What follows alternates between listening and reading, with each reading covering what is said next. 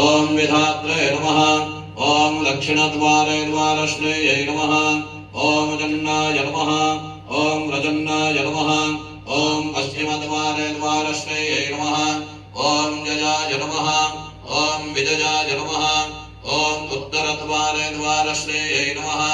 ॐ शङ्खनिधये नमः ॐ पुष्पनिधये नमः द्वारपालपूजां समर्पयामि अद आवाहनं जगदिष्णे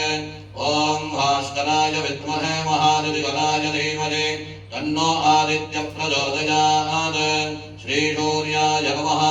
आवाहयामि स्थापयामि पूजयामि ॐ एकदन्ताय विद्महे वक्रतुण्डाय धीमहि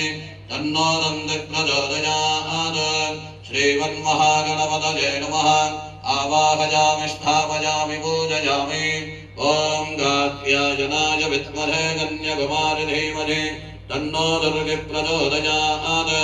श्रीदुर्गायै नमः आवाहयामि स्थापयामि पूजयामि ॐ तत्पुरुषाय विद्महे महादेवाय धीमहि तन्नो रुद्रः प्रचोदयात् श्रीशाम्बसदाशिवाय नमः आवाहयामि स्थापयामि पूजयामि ॐ नारायण